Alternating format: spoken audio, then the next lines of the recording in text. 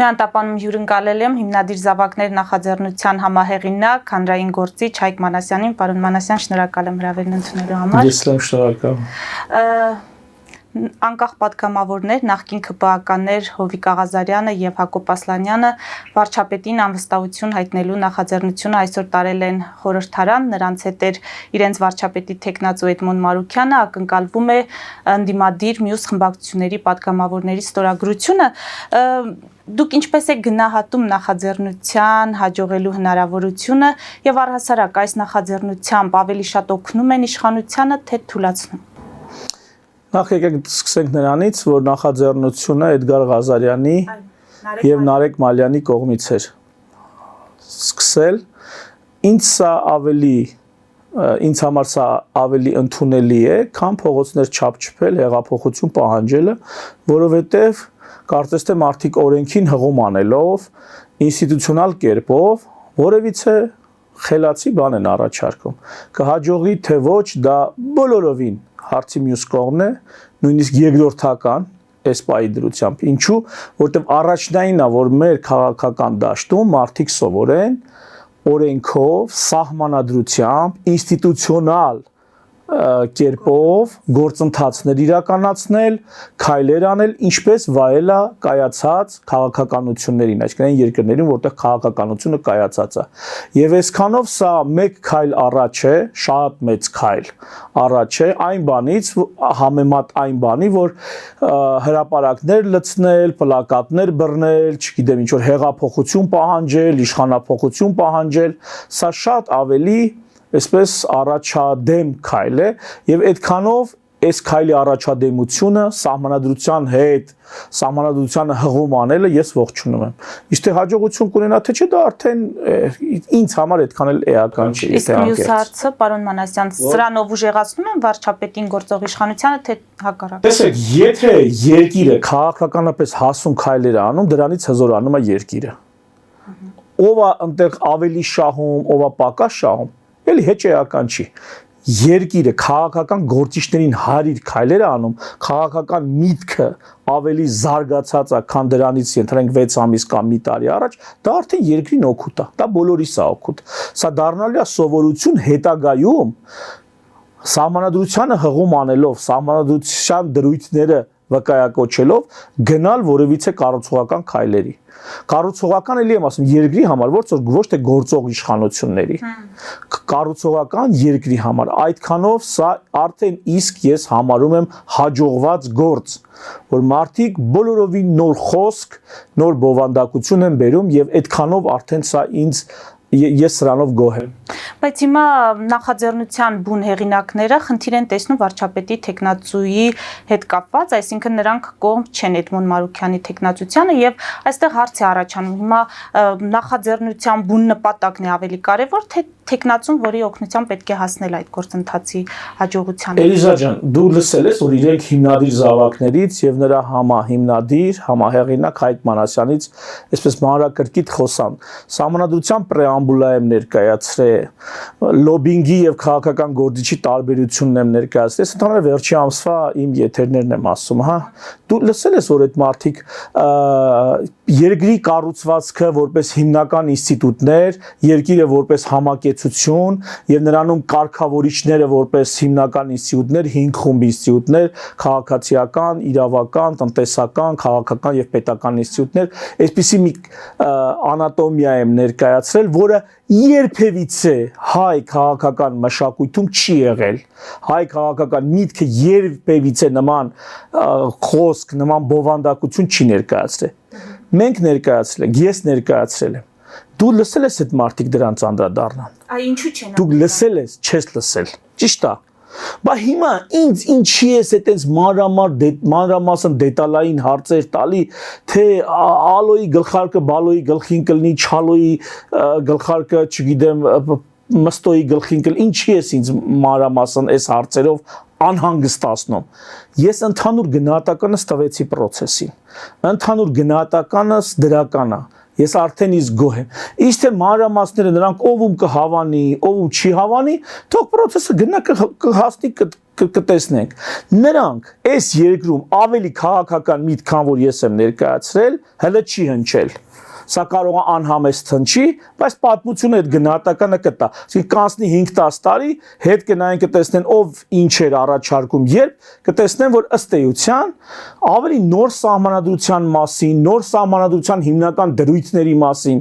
այն ամենը, ինչ ես ներկայացնում եմ վերջի 1-2 ամսվա մեջ, հայոց պատմության մեջ հələ չի ներկայացվել ոչ ոքի կողմից։ Ինչ որ դրա դրվագ ներկայացվել է, բայց ամբողջական որպես գաղափարախոսություն, ամբողջական որպես հայեցակարգ դա դեռ չի ներկայացվել։ Ավելի մի քանի անգամ էլ հրապարակային հայտնել եմ եկեք բանավեճի քննարկման, բանավեճի դեբատի եկեք։ Մեկը ձեն չի հանե, թե գամ Հայկ ջան, այս իշխանը սխալ ես ասում կամ այս իշխանը ճիշտ ես ասում։ Հələ թող իրենք մի հատ առաջարկ անեն բանավեճի։ Տես ոնց եմ տեղից նստած ես ձեռք բարձրացնելու, որ ես ուզում եմ գամ այդ բանավեճի։ Ուզում եմ ասեմ, այդ մարդիկ իրենց ճանապարհն են գնում, իրենց հաջողություն։ Բայց ես ծանր տեղս թեթևացնեմ այդ մանր հարցերը քննարկեմ, թե հիմա համաձայն են տեխնատությանը, համաձայն չեն։ Այս հարցը ինչ առումով է կարևոր, պարոն Մանասյան, դուք շատ կարևոր բան եք ասում։ Դուք առաջարկում եք բովանդակային քննարկումներ, որոնք տեղի չեն ունենում, բայց բոլորը խոսում են փոփոխությունների, բովանդակային արժեքների վերանայումից ու անհրաժեշտությունից։ Ստացվում է այս մակերեսային process-ներով իրենք մեր հանրային իրենց ժողովրդի գլուխներն են զբաղեցնում, այո։ Հիմա կարճ կոնկրետ հարց տամ, ցանկացած մեկին։ Այսօրվա մեր սահմանադրությամբ Հայաստանը ֆունկցիոնալ միապետություն է, ֆունկցիոնալ միապետություն։ Մի հոգի իր կուսակցությունն է ստեղծում, այսինքն սենց անճանաչ մարդկանց ինչ որ մի թիմ է հավաքում, իր ռեյտինգով բերում լցնում է այդ մարդկանց ազգային ժողով, այդ մի հոգին դառնում է այդ ազգային ժողով վարչապետ, այդ մի հոգին դատական իշխանության վրա լծակներ է ունենում այդ ազգային ժողովով եւ իր գործադիր մինիստրներով, այդ մի հոգին բյուջե է սահմանում, այդ մի հոգին դատական իշխանությունից բացի դատախազա նշանակում, դատախազա մանիպուլացնում, ոնց ուզում տենց շարժում է, այդ մի հոգին ամբողջ իրավապահին բանը վերահսկում է, այդ մի հոգին կասեցնում է բանակի զարգացումը որպես հեղաշրջման պոտենցիալ վտանգ, այսպես կարճ կապեմ։ Այդ մի հոգին այդքանը հերիքի տեղական ինքնակառավարումն սարքել է բանը Հորդուքյանը։ Ում ուզում նշանակում է տեղական ինքնակառավարում, ով դուրը չի գալի, ձերբակալում է ԺՊ-ը նշանակում, ֆունկցիոնալ միապետություն։ Հիմա Էդմոն Մարուքյանը հենց իրեն եմ ասում, ուզում է գաստե դառնա վարչապետ։ Հիմա ինքն է ուզում այդ մի հոգին լինի։ Հովիկ Աղազարյանը կամ իր ընկերը այդ են ուզում։ Եթե որևիցե մեկը այս երկրում ուզում է իսկականից լավ Հայաստան, հզոր Հայաստան, առաջինը պետք է խոսա այս ֆունկցիոնալ միապետությունը փոխելու մասին, այսինքն այս սահմանադրությամբ ես կսկի ինձ թույլ չեմ տա դառնալ իշխանություն։ Այս սահմանադրության միակ պայմանը, որ ես ինձ կճանաչեմ այս երկրում իշխանություն, որ խոստանամ ստորագրեմ, պարտավորվեմ 6 ամսվա ընթացքում սահմանադրություն ենք փոխում, դարձա իշխանություն 6 ամսվա ընթացքում սահմանադրություն ենք փոխում, նորից ընտրություններ։ Չի կարա լինի այս աստիճան վատ, սխալ, վտանգավոր համակարգ։ Եվ ցանկացած մեկը ով ուզում է գա իշխանության, էլի բովանդակային, փորձում եմ տանեմ բովանդակային դաշտ։ Ով ուզում է լինի, Էդմոն Մարուքյանը չլինի, ով ուզում է լինի։ Լևոն Քոչարյան լինի, Ռոբերտ։ Ով ուզում է լինի, եթե գալիս է այս ֆունկցիոնալ միապետության բարիքներից ճակերտավոր, հիմա էլ ինքը օգտվի, ինքը իմ երկրի թշնամին է։ Ինքը իմ երկրի թշնամին է։ Եվ եթե այս Հայաստանում գիտակից մարդ կա, ուրեմն գիտակից մարդու թշնամին է։ Եթե այս Հայաստանում մեկը կա, ում համար նա թշնամի չի, ով գալիս է ֆունկցիոնալ միապետությունը իր շահերին ծառայացնի, ու ինքը դրան թշնամի չի համարում, դրա փոխարեն Ալիևին է միայն համարում, կամ Պուտինին է միայն համարում, կամ չգիտե Եվրոպայում ինչ որ մեկին է միայն համարում, կապ չունի նա ինչ արտաքին քաղաքական կողմնորոշում ունի։ Նա իմ թշնամին է, այս երկրի թշնամին է։ Ինչ բարդ բան կա այստեղ։ Հիմա հա բզբզում ես, որ ես սենց խոսամ, խոսամ։ Չեմ բզբզում պարոն Մանասյան, ես ասում եմ, ձեր ասածը շատ կարևոր բան է ու անհրաժեշտություն է Հայաստանի համար։ Բովանդակային վերջապես քննարկումներ, ոչ թե այն, ինչ մենք տեսնում ենք խորհրդարանում կամ խորհրդարանից դուրս։ Եվ սա ենթադրում է, որ փոփոխություն ունեցող անձիկ պետք է ձեր հետ շատ սերտորեն աշխատեն, ձեր հետ համագործակցեն։ Հետ էլ համագործակցեն, իրանք էլ իրանց տեղից թող նույն բանը խոսան, որ մենք էլ ենք կարծում, որ սա պիտի փոխվի, բայց ուրիշ կերպ։ Ենթադրենք ես մի ձև եմ համաձայնում, օրինակ, ես պատկերացնում եմ նախագահական սիստեմ, օրինակ, իրենք պատկերացնում են կիսանախագահական սիստեմ, կամ իրենք ուրիշ մի բան են պատկերացնում։ Փաշինյանը պետք է Այո, Նիկոլ Փաշինյանը թող գնա, որ այս միապետի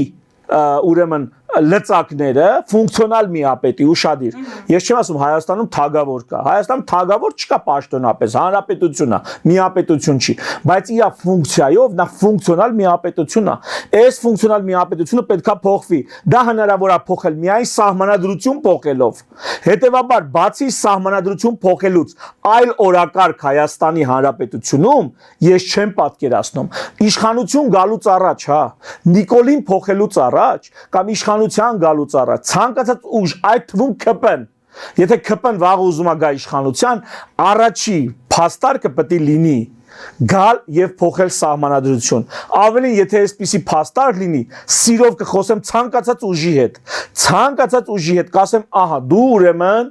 ագրեսոր չես իմ քաղաքական դաշտին, իմ երկրի քաղաքական դաշտին։ Դու ագրեսոր չես իմ ժողովրդավարությանը ինստիտուտ առումով։ Դու ագրեսոր չես մեր արժեքներին, մեր հզորությանը, մեր ազատությանը։ Իսկ եթե սա չի խոսում, նա ընդամենը հերթական գաստրալյորն է, որ եկել է Նիկոլի գցի ինքը վերցնի, շարունակի ինքը անել։ Շնորհակալ եմ պատասխանի համար, որովհետև ես ստացա այն, ինչ ուզում էի, պարոն Ես Մանասյան։ շնորհակալ եմ հարցի Հիմա համար։ քանի որ գտնվում են այդ տրամաբանության մեջ, այսինքն Նիկոլ Փաշինյանին փոխելու եւ բովանդակային օրակարգեր քննարկումներ չեն լինելու, այլ լինելու են այսպիսի մակերեսային հարցեր ու օրակարգեր, ինձ հետաքրքիր է նոր ուժերը, նաև դուք, որ պատրաստվում եք այդ ամենին մասնակցել, դուք ինչպես եք պատկերացնում ձեր հնարավորությունները, արդյոք կլինի մրցակցային այդ ամբողջը, որովհետև նրանք ունեն իրենց քարոզչական գործիքները, ֆինանսները, ռեսուրսները, իսկ դուք այդ առումով հաստատ զիջում եք։ Ինձ միևնույնն է, ինչ իրանք ունեն։ Ես գիտեմ ինչ եմ ուզում եւ գիտեմ ինչ եմ ներկայացնում։ Ավելին, գիտեք ինչի է նման այսօրվա, հենց այսօրվա մեր ակտիվությունը, տեսեք, ընդամենը ես այսօր ասում եմ, որ ես կամ իմ ընկերները ասում են մենք կանք։ Մենք հայտ ենք ներկայացրել, որ մենք կանք ժողովուրդ։ Այ հիմա եթե չգիտես ինչ անես, ու միգուցե այդ մոլորվածությունից, այդ դեպրեսիայից գնաս մի չարյաց փոքրագույնի ձեռքդ գցես, հանգիստ տեղի, մենք կանք։ Եթե մենք քո սիմպաթիայի մեջ ենք հարգելի քաղաքացի կամ գործընկեր, քաղաքական դաշտի մեկ ուրիշ ակտիվ գործիչ, եթե դու գտնում ես, որ դու մենակ ես, հիմա չգիտես բալավ ում հետ, ես ինձ ներկայացրել եմ։ Ու էլի գիտեմ ուժեր, որոնք իրենց ներկայացրել են ու շարունակում են պատրաստվել։ Ավելին ասեմ, ներկա ժամանակը ինձ մոտ տպավորություն է թողում քաղաքական դաշտը, հա, տպավորություն է թողում 90-ականների սկիզբ, 80-ականների վերջ եւ 90-ականների սկիզբ, այսպես ջոկատներ էին, չէ, կամավորական ձևավորվում, որոնք այն ժամանակ շատ արագ իրենց ողջախոհությունը իրենց ստիպեց, որպեսզի ձևավորեն բանակ կանոնավոր։ Հիմա պատկեր քաղաքական դաշտը կայացած, դա մի հատ կանոնավոր բանակ է, կայացած քաղաքական դաշտը, անհատներով, կուսակցությունով, ակտիվ քաղաքացիներով, քաղաքական ազգով, ինքնորոշված, ինքնագիտակցված, ազատությունը իր համար սահմանած, այսա կանոնավոր բանակն է։ Հիմա մենք այդտեղ չենք ասել, բայց այս մեր ակտիվությունը, այդ կամավորական ջոկատների կարծես փուլը լինի, որով մենք դեռ փոքր խմբերով համակարգվում ենք։ Սա կարծես այսպես բյուրեղացման առանցք ենք ամեն մեկը ստեղծել եւ գնում է այս բյուրեղացման process-ը։ Սա մեծ հեռանկար կարող է ունենա, անկախ նրանից ինչ ֆինանսական միջոցներ կան, ինչպիսի լրատվական կապիտալ կա, տեղեկատվական, բազմիցս ասեմ դուք եւ մեկ էլ 24 News-ն է, ով ինձ հրապարակային եթեր է տալի ու իմ Facebook-յան լայվերը։ Մնացած կանալները հիմնականում չեն անդրադառնում կամ չեն անդրադառնում, հա, կարող է տարին մի անգամ ինչ որ մեկը միտեղ հրավիրի կամ 2 տարին մի անգամ։ Հիմա տեսեք, սա լուրջ փուլ է։ Ես այս փուլում արդեն տենում եմ կանոնավոր բանակը։ Ես այս փուլում դատե։ Եվ եթե այս պահի դրությամբ դուք ասում եք, այ գիտեք ինչ կա, այնտեղ կան շատ ավելի sense այրուձիներ կան, չգիտեմ, հա, ավելի բազմականակ կամ նետաձիգների, աղեղնավորների հսկայական գնդեր կա, միտքս հասկացեք։ Նրանք այրուձիներ եւ նետաձիգներ են ժամանակակից պատերազմի դարում, որոնք մի քոր կոպեկ չարժեն։ Հասկանում եք։ Այդ ամբողջ հնարավորությունը դրած է հին, հնամաշ հայացքների, պատկերացումների, մակերեսային խոսույթի, բամբաշչիության, իրար միս ուտելու, իրար հայհոյելու, անձնապես ծանոթ մարդիկ իրար հայհոյում են։ Տեսեք, երբ որ քաղաքացին իշխանություններին հայհոյում է, դա նորմալ է։ Ինչի, որտեղ քաղաքացին հարկադրման ուրիշ մանդատ չունի, ուրիշ լծակ չունի, բանակ, զորքեր տիրապետող իշխանավորին ճնշելու, բացի բարոյական ճնշումը։ Իշխանությունը մարդուն կարագա ձերբակալի, օրենք որոշի հարկադրի, տուգանի, դատարաններով չգիտեմ պատիժ սահմանի, ով ես որ չանես։ Բայց քաղաքացին այս ամեն ինչին ի պատասխան միայն կարա բարոյական ճնշում դրսևորի։ Երբ որ քաղաքացին հայոյում է իշխանությանը, սա ես միտեղ հասկանում եմ։ Բայց երբ որ երկու գործընկեր իրար հայհոյում են, երկուսն էլ падգամավոր, իրար հայհոյում են, իրար նախկին զինակից ընկերներ, այսօր իրար հայհոյում են, ես դա չեմ հասկանում։ Ու այսինքն հասկանում եմ, բայց չեմ ընդունում։ Դա չեմ ընդունում, այդ դա չեղավ արդեն։ Եվ եթե մենք հայտ ենք ներկայացնում մտնել քաղաքական դաշտ, ձևավորել են կանոնավոր բանակը, որը պիտի լինի Հայաստանի քաղաքական դաշտը, Հայաստանի Հանրապետության քաղաքական մտքի, այսպես դարբնոցը, այդտեղ մենք պիտի որոշակի տոլերանտություն ունենանք իրար նկատմամբ, անկախ նրանից ով է։ Օրինակ, օգտատերը Facebook-յան մեկնաբանություններում ինձ ասում է, խոստացի, որ գալու ես, եթե դու իշխանություն ունենաս, սրան պետք է բանտարկես, սրան պետք է պատժես, այս ինչը պետք է անես։ Ես իրան պատասխան եմ տալի, այ ընկեր, դու ես չէ ընտրողը։ Խոստացի, որ կգնաս ու նրան չես ընտրի։ Հələ դուք ընտրեք այդ մարդկանց, ում 300,000 ձայն եք տվել։ Տեսնեմ այդ բան Ռոբերտ Քոչարյան, այսօր մարդիկ վեր են կանում, այ պետք է բռնես, բանը դատես, պատժես, այ ընկեր 300,000 ձայն ով է տվել։ Ով է տվել 300,000 ձայն այդ մարդուն կամ ավել միգուցե, ինչքան ձայնը հավաք է։ 360,000 ինչքան չգիտեմ։ Լավ ձայն են տվել, դուք գրածը քվեարկել են, չէ՞ մարդիկ։ Դուք սրա մասին մտածեք։ Ու դուք միայնակ չէ, եթե քո երկրում ընտրողների չգիտեմ, մի զգալի մասը, ընտրությանը մասնակցած մարդկանց, մի զգալի մասը պատրաստ է գնալ նրան ձայն տա, ուրեմն սուս նստի տեղդ կամ ընկերներիդ հավաքի, գաղափարակիցներիդ հավաքի, համախոհներիդ հավաքի, գնա ընտրի մեկ ուրիշին, ում քվեների առաջ այդ 300,000-ը շատ փոքր տոկոս կլինի, ոչինչ չնշանակող տոկոս կլինի, բայց դուք նստում եք տունը, ոչ մի բան չես անում,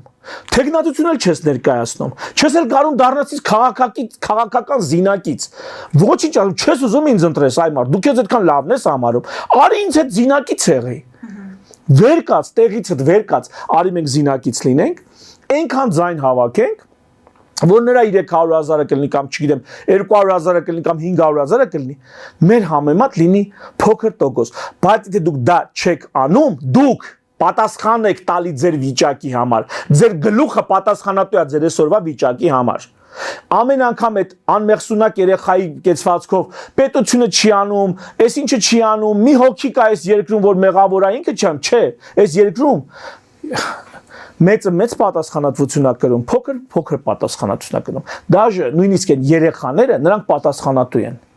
Նա էլ պատասխանատու է իր դասը սովորել չսովորելու համար։ Նա էլ պատասխանատու է ուսուցչի նկատմամբ հարգալից լինելու կամ չլինելու համար, նա պատասխանատու է։ Միայն ծնողը չի կարա նրան։ Ծնողը հաճախ կարող է բացատրի դաստիարակել, երեխան հակառակվի ծնողին։ Այսինքն մեծ պատասխանատվություն է կրում, փոքր պատասխանատվություն է կրում, բայց բոլորն են պատասխանատու։ Եվ մի փորձեք ձեր անպատասխանատու վարքագիծը, անպատասխանատու մենտալիտետը, մշակույթը անմեղսունակության վերագրել։ Թե գիտես ինչ կանա չի հասկանում, դե չէ, Ինձ մեկ է, ես Քրիստոսը չեմ որ ասեմ, հայրներին նրանց քանի որ չգիտեն ինչ են անում, դա շատ է լավ էլ գիտեն ինչ են անում։ Շատ է լավ գիտեն ինչ են անում։ Ու ես չեմ ասում հայրների նրանց։ Ես ասում ամեն մեկը ձեր վիճակի գտնվելու համար պատասխանատու եք։ Եթե այսօր ուզում եք թալանչիներին պատասխանատվության ենթարկեք, այդ նույն թալանչիների հետ 100,000-ներով հանցակցել են մարդիկ, 5-10, չգիտեմ, 20,000 ընտրակաշարք վերցնելով։ Այդ նույն թվերին, երբ որ մարդիկ համատարած ընտրակաշարք էին վերցնում, իմ ընտանիքը չի վերցրել ընտրակաշարք։ Հույս չկար, չէ՞։ Գիտեիր, որ մեկը փրկություն, բայց գոնե մարդիկ կան ու դրանք քիչ չեն այդ մարդիկ։ Էլի նույն ձևի 100,000-ավոր մարդիկ իրենց բարոյականությունը թույլ չի տվել ընտրակաշարք վերցնել։ Հիմա որ ասենք բռնենք, դատենք, էսանենք, այնանենք, բայց այն 100,000-ավորները, որ այդ ընտրակաշարք են վերցրել, դրանց դատելու թեմա չկա։ Այդ դրանք են այսօր գնացել Նիկոլի տակ մտե, ասում են Թալանը հետ բեր։ Իրենց նախանձն են ուզում բավարարել։ Այդ նույնները վաղը Քոչարյանը գա, գնալու են Քոչարյանի տակը մտնեն։ Նրանք մեկի տակը ման են գալի, որ մտնեն։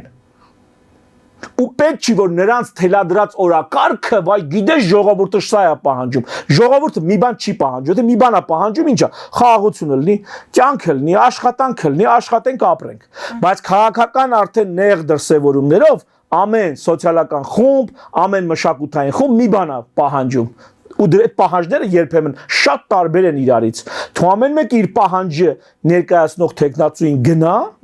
ձայն տա, եթե չի գտնում, թող ինքը տեխնացություն ներկայացնի։ Այսօր այնպես չի, որ ես հնարավորություն ունեմ։ Չգիտեմ, ֆինանսներ, բան, տեսրեք մի հատ ռեկլամ, մի հատ ինչ-որ եսի ինչ, չէ, չկա ընկեր։ Հա ինչ անեմ, չկա։ Ես խո կամ, իմ գլուխը կա։ Իմ խելքը կա, վերջ, ես ինչքան կարամ իմ ջիղը ինչքան թույլ կտա այդքանով կներկայացնեմ։ Ժամանակի ընթացքում մարդիկ են զանգում, հանդիպում ենք, ծանոթություններ, այսինքն հնարավոր է հնդածս հնարավորություններ էլ ավելի մեծ ի հայտ գան։ Ինչքան շատ մասնակից, ինչքան շատ շահագրգիռ անձ, ինչքան շատ նվիրյալ, այնքան էլ շատ հնարավորություններ։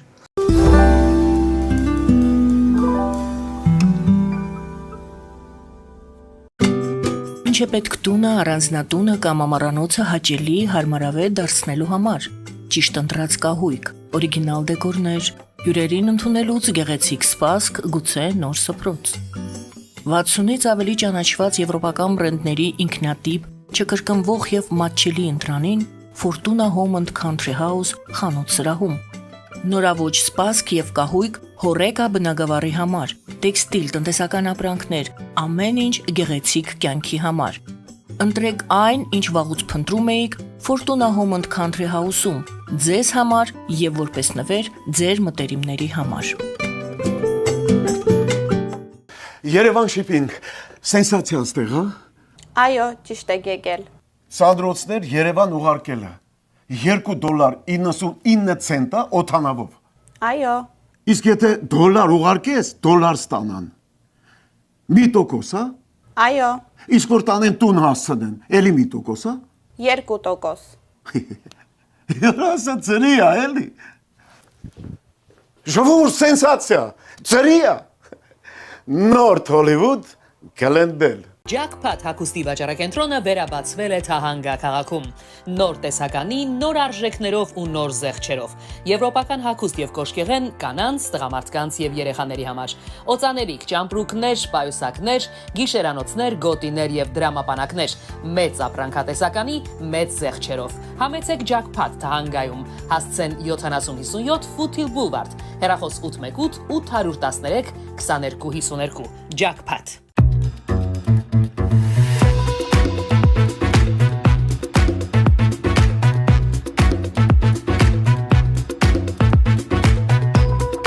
Արարատ ռեստորան, ընտանեկան եւ ընկերական ժամանցի լավագույն հասցե, սիրված արտիստներ, հյուրընկալ մթնոլորտ, հարուստ ճաշացան, անմահական խորտիկներ, Արարատ ռեստորան, հասցեն անփոփոխ, սիրով սպասում ենք ձեզ։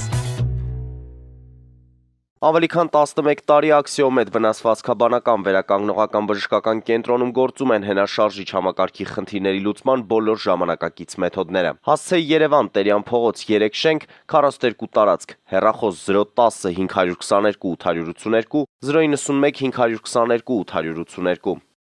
Լավագույն պաղպաղակ, բնական, համեղ եւ մատչելի գներով պաղպաղակը կարող եք ձեռք բերել բոլոր հայկական խանութներում։ Պահանջեք հայկական պաղպաղակ, Թամարա պաղպաղակ։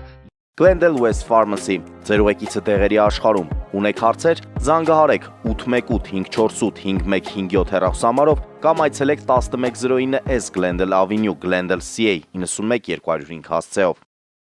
Նոյան տապանի վազող տողում հայտարարություններ տեղադրելու համար այցելեք Երևան Իսահակյան փողոց 28 երրորդ հարկ կամ զանգահարեք 055 50 90 50 +188 967 567 կամ էլ կապվեք կոնտակտ Շնիկ.am էլեկտրոնային հասցեով։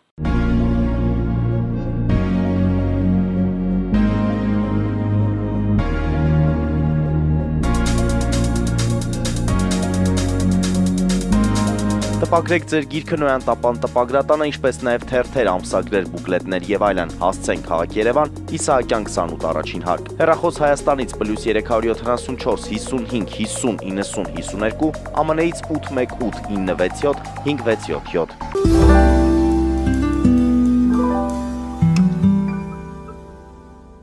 Հիմա այս ներքաղաքական հարցերը թողնելով մի կողմ, պարոն Մանասյան, արտաքին քաղաքականության անդրադառնանք, մասնավորապես Հայկ Մանասյանի աչքերով մեր արտաքին քաղաքականությունը։ Մենք ինչ պետք է անենք, համագործակցելու ունենք Ադրբեջան, Թուրքիա, Իրան, Ռուսաստան եւ մյուս կողմում ունենք Արևմուտք։ Ինչպես եք տեսնում Հայաստանի ապագան այս կենտրոններից որ մեկի հետ ինչպիսի հարաբերություններ։ Ես կուզենայի Հայաստանը այս տարածաշրջանում, ոնց որ Շվեյցարիան իր տարածաշրջանում, Շվեյցարիան ժամանակին, երբ որ նեյտրալիտետը անդրե, այսքանով սրանով հանդերձ նաև անկախությունը անդրել, հեշտ չէր իր օրը, իր ժամանակը։ Էլի այսպես բուրըն խմորումներ Եվրոպայում, բոլորը բոլորին այսպես թշնամի, բոլորը բոլորից այսպես պահանջներ ունեին, դաշինքներ էին ձևավորում, շուտ փլուզվում, ուրիշ դաշինքներ ձևավորվում։ Այդ ռեգիոնում Շվեյցարիան կարողացավ ինքն իրեն որպես այսպես նեյտրալիտետ հայտարարել եւ պահել իր անկախությունն, իր ինքնությունը, քաղաքական ինքնությունը առաջին հերթին։ Նույն կերպ ես Հայաստանի համար եմ պատկերացնում, որ այս թոհուբոհի մեջ ինձ համար, ես չգիտեմ դա պրակտիկորեն որքանով է հնարավոր, թեև որքանով որ ես եմ դա հնարավոր կարծում, այնպես չի այլ տարբերակները ավելի հնարավոր են։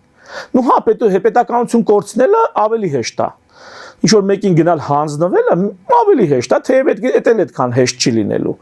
Այսինքն միշտ լինելու են մարդիկ, ովքեր դրան դեմ են լինելու, երկրներ, որոնք դրան դեմ են լինելու։ Ես այդ տարբերակն եմ կարծում, հավասարակշռված, բալանսավորված քաղաքականություն բոլոր շահագրգիռ կողմերի հետ, գոնե մեծ մասի հետ բալանսավորված քաղաքականություն։ Այն ինչ անում է այսօր Նիկոլ Փաշինյանը, օրինակ դուք կգնայիք այդ շքերթին կմասնակցեիք կամ կադրերը, որ մենք տեսանք Էրդողանի հետ շփումներ, Ալիևի հետ շփումներ, ինչ համար քննադատություն նաև եղավ։ Դե լավ է, դա արդեն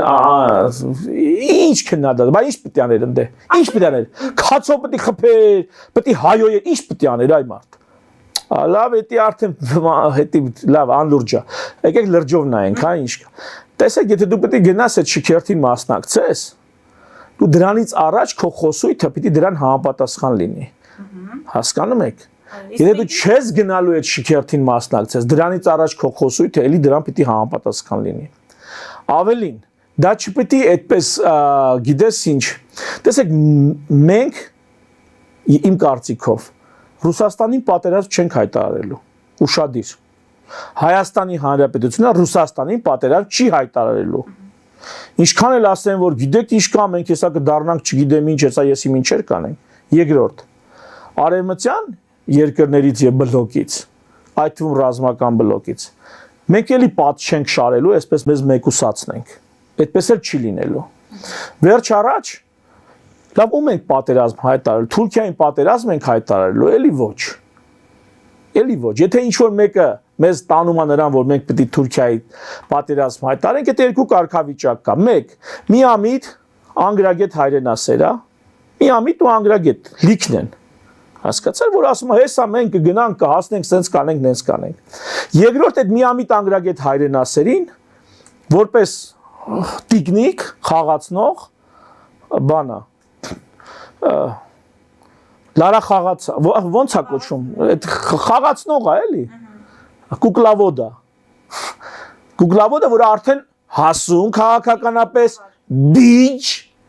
բիջ, ես պետք է չկտրեք այս հատվածը, այդպես մի բիջ քաղաքական գործիչ է, պետություն է, գերտերություն է, որը եկել այդ միամիտ անգրագետ հայրենասերին, խաղացնում է իր շահերի համար, մինչև կօգտագործի, օրը կգա շպրտի մի կողմ։ Օրինակ, Թուրքիային պատերազմ հայտարարել ես սենց եմ պատկերացնում, սա իմ անձնական կարծիքն է։ Գոնե առաջիկա 5, 10, 15, 20, միգուցե 30 տարիների ընթացքում։ Դրա համար այնուամենայնիվ նեյտրալիտետը ամենահարմար տարբերակն է։ Հզորանալ, ներքին քաղաքական ազգ որպես ձևավորվենք։ Տեսեք մի հատ բան ասեմ, այս շատ կարևոր է, էլի։ Հարյուրամյակներ առաջ եւ այդպես հազարամյակներ շարունակ ռազմական ուժը եղել է հիմնական որոշիչը երկրի պետության եւ հանրության հասարակարգի ասպետները, ազնվականները, իշխանները հիմնական պատերազմանող մարդիկ են եղել ռազմական ուժը իրանք են ներկայացրել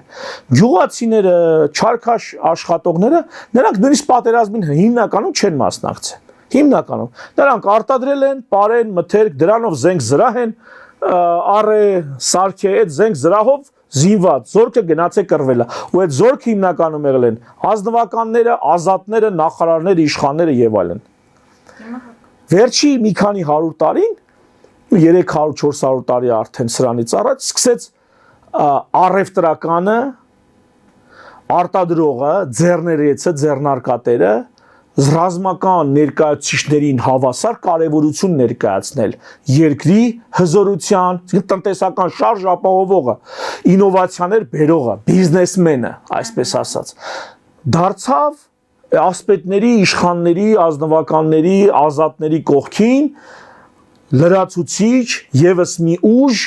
որը ներկայացնում է երկիրը եւ ներքին հանրային կյանքում էլ նա կարևոր է։ Կարևոր խավ է դառնում, ոչ ազնվական է, ոչ էսա, ոչ նա, բայց ֆաբրիկա ունի, ֆաբրիկա է սարքում, նավթարդյունաբերությամբ զբաղվում, երկաթգիծակ եւ այլն։ Վերջին 100-ամյակում քաղաքական գործիչները, որոնք թվում է առաջացած ձրիակերներ են, թեև մեծ մասը եւ ձրիակերներ են։ Քաղաքական գործիչները, ովքեր պոլիտիկա են անում, նրանք են դարել արդեն երկրի հզորությունը, դիվանագիտությունը, գործարքները, համաձայնությունը, ժողովրդին համախմբելը եւ ժողովրդի մեջ լավ ինչ որ դիրք են իրանք զբաղացնում։ Սա մեր ժողովուրդը հլստե չի հասե։ Մենք հələ որ գիտես ինչ ազգովի, ինչքան քաղաքական լինենք այնքան ավելի հզոր ենք, սա մենք չենք հասկանում։ Մենք հասկանում ենք, որ ինչքան զինված լինենք, ոնց որ փարավոնի ժամանակվանից մինչև մեր թվարկության, ասենք 1500-ականներ, 1600-ականները։ Ճիշտ է։ Ինչքան հարուստ լինենք, այդքան լավ է, այդ էլ գիտեն, ժողովուրդ ջան, 300 տարի առաջ էլ աշխարհը դա գիտեր։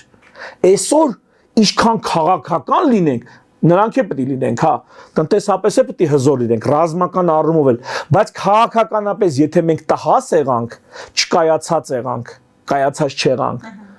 Մեր ճաշը կերել ենք, մեր բանը բուրդ է։ Մենք պիտի հասկանանք, որ մեր շրջապատում են, այդ ինչ անընդհատ լսել եք, չէ, Ղարաբաղյան հարցում Հայաստանը դաշնակիցներ չունի։